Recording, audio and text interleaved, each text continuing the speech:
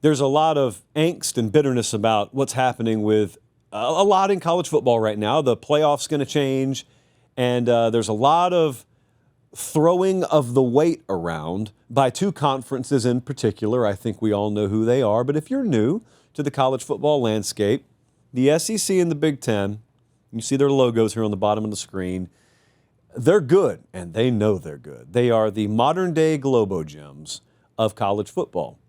They're better than you, and they know it.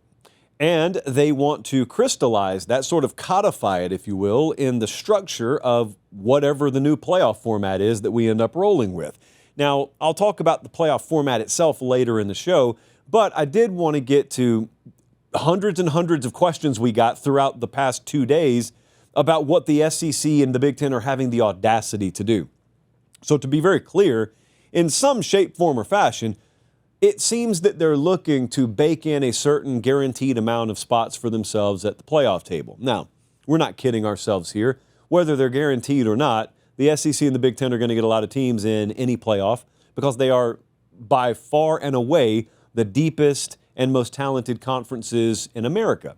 No one disputes that. The dispute mainly is in what should and shouldn't be guaranteed, what should and shouldn't be given to them before toe meets leather in week one. And that is valid, and even if reasonable minds can disagree, it's still a valid concern because it's not something that we've really done before. So I do need to ask you to do one thing for me. I'm not going to have Colin put the TVMA up in the top of the screen, but I do need us to be adults tonight. It's going to be a very adult-themed start to the show. Not that the kids can't listen, okay? The substance itself will not be laced with profanity. I don't think we're even going nudity or partial nudity. I didn't give them any graphics. So we're not going to have that kind of adult theme on the show, but we have to have adult conversation. We all know what we want. We all know in an idealistic format what we would want. You may differ from me, but we all got the unicorn and rainbow / sunshine version of college football that we'd want. But we also know that doesn't exist. So I need you to be an adult, and I need you to take your idealistic view, your utopian view, if you will, of how you think this should all go. And I need you to not throw it away. I mean, what's life if you don't have dreams, right? But I do need you to set them over here. That's why we have this table. Listen to that, the ring on the wood for the first time, immunity. So I need you to set your dreams over here to the side. And I need you to just be real, because I'm going to be real with you. None of us are really getting what we want. So I'm not asking you to like what the reality is. I'm asking you, when the Big Ten and the SEC are seeking certain guarantees for themselves, I'm asking you not to like it. I'm asking you what is illogical about it. That's what I'm asking you. Because I hate that they even expanded. I hate that USC is even in the Big Ten. I hate that Texas and OU are even in the SEC, but they're there. So they've got a vast majority of the highest caliber properties, assets, brands, whatever you want to call them, since that's how we refer to teams now in college athletics. They've got all of them. That they know they're going to litter the playoff landscape no matter what, but they also know that they've got a disproportionate amount of weight that they can throw around, and there's no central governing body to rein them in. So, what did you expect them to do? Not in your utopian world, but in the realistic world. What's illogical about them asking for that? I don't like it. I'm going to say for a third time, but what's illogical about it? Because here's the thing, the byproduct, if you will, of an already tilted landscape becoming tilted even further with realignment. It's just a power to world. Let me cut in really quick and ask, look, prayer hands, please subscribe to the channel if you haven't already. And if you think you're subscribed, check and make sure. Over 50% of you aren't. It's free, it doesn't sign you up for anything, and it helps us keep the show free, college football year-round, the way God intended it. All right, back to the clip. With a few exception brands out there, Clemson's not in the SEC or the Big Ten. You know, Notre Dame is an independent. There are a few exceptions to the rule. The caliber of program out there that's not in one of those Big Two conferences that could reasonably compete for a national championship. 90+% of them are in those two conferences. Everyone knows that.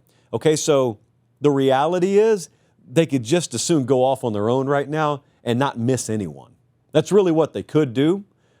I don't want that. I would actually like to go back in time where we had the Pac-10 or 12, whichever.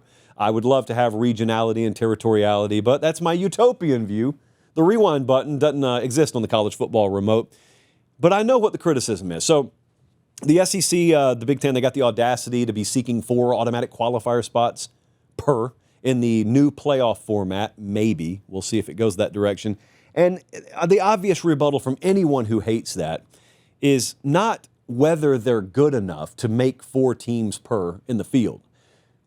Most of you know they're probably going to have 4 in the field, especially if it expands to 16. But your rebuttal, and I'll speak it for you since you're not here, is, well, if they're so good, why do they need the guarantees? And it's completely valid. Now, I don't even push back on the logic of that. I guess my follow-up, if I were to go full-on devil's advocate in the most literal sense of the phrase, I would speak for them and I would say, well, okay, why do we even need to participate with you, period?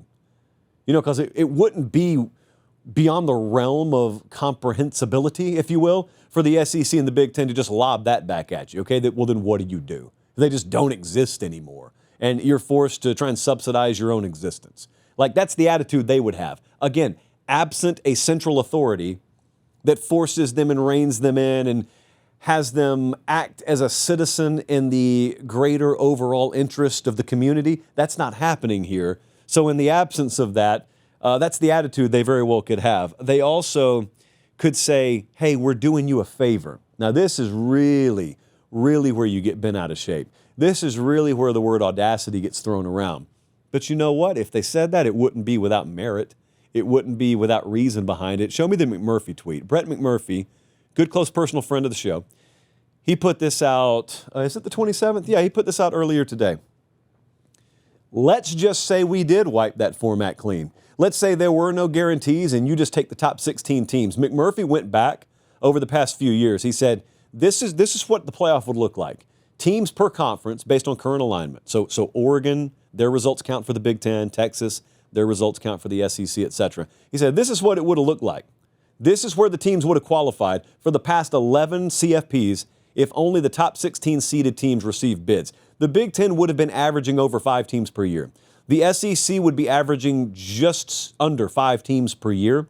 And the point there is they already would be averaging more than they're asking for in guarantee. But the follow-up to that is I could argue, in addition to the McMurphy tweet here, the landscape's become even more tilted.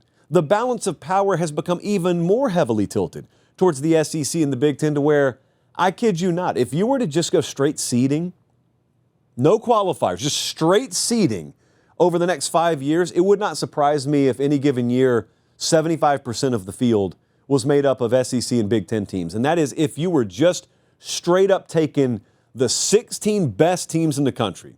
Because remember, they're going to recalibrate the way they define strength of schedule. They're going to recalibrate that stuff. I'm telling you that's coming. So you are what your record says you are. It's probably not going to become a thing of the past, but it will be far lesser a thing than it was. You can't just go load up 4 tomato cans for your out of conference, play 2 tough, semi-tough conference games, go 10-2, and count on that to be the end-all be-all and get you in past a 9-3 SEC or Big Ten. That's not the way it's necessarily going to happen. So if they're just flat out taking the 16 best, I am telling you more times than not, 11 or 12 of those I could easily see being SEC or Big Ten. So my point there is, hey, if you're comfortable with that, you're comfortable with that. I'm just trying to suggest this may be the best shot.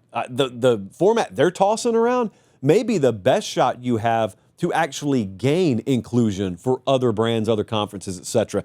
That's at least something they could lob back at you. But it's a Power 2 world. Recruiting bears it out. I mean, the last 4 years, we went back and looked at this today. The last 4 years, on average, all of the top 7 classes were from the Big Ten and the SEC. 21 of the top 25 classes, average over the last 4 years, were from one of those 2 conferences. The NFL draft, the last 3 years, the SEC has sent 200 guys in the NFL draft. The ACC and the Big 12 combined to send 7 more than that. And the portal is the final hammer, and you've only just started to feel this. See, this is where I get in a big argument with the G5 types, because the other day, like a week or so ago, I did a show where I said I wish the G5 had their own playoff because the gap is growing wider and wider and wider between the G5 and the power level of major college football, and they are a feeder system. And it used to be that that was kind of the case, but it's totally the case now. It used to be that if you were a G5, if you were Tulane, if you're Boise State, if you're whatever, you may be a supreme evaluator of talent, and you may be able to go find 2- and 3-star kids that the big boys pass on, and you say, we can take 2 years to develop this guy and that guy, and we can have a collection of those guys. And when they're juniors and seniors, we may be able to compete. We may be able to do what Boise did any given year. That used to be the case. That is not the case anymore. Even if you're good at evaluating and projecting and then getting those guys in-house and developing them, the portal just lets the Alabamas of the world or the USCs of the world come and take a second and third swipe at the ones they missed originally. They didn't see them originally. So all that happened is you just developed them on your dime, invested your time and energy and resources into them for Oregon to come and say, 2 years later, yeah, we didn't think that kid would pan out, but he did at Idaho, so we'll take him. So point being, the gap is growing. I wish it wasn't that way, and I wish that the realignment spree never would have happened, and I don't know that you can do much about that, but it's a Power 2 world. So while we're talking about audacity, I can't tell you how many times I saw that word today. I'm up in arms about it, but I'm up in arms for a different reason. Their logic has a lot of merit to it to me. I'm not so sure I wouldn't think the same way if my job was just to drive the SEC boat or the Big Ten boat. Now, I wish there was a harbor master that didn't just let me drive any which way I wanted. That would be great, but we don't have that right now. Did you see Sankey's quote, by the way? I'm going to talk about him later in the show. Look, I don't think Greg Sankey is necessarily Satan like some of you do. But man, sometimes some of these quotes, someone asked him if we should have a college football czar. What did he say, Jesse? It didn't work too well for Russia to have a czar. He mentioned the drug trade in the 80s. What are we, just say next question. Just say no comment. Please, just say no comment. I can't defend this.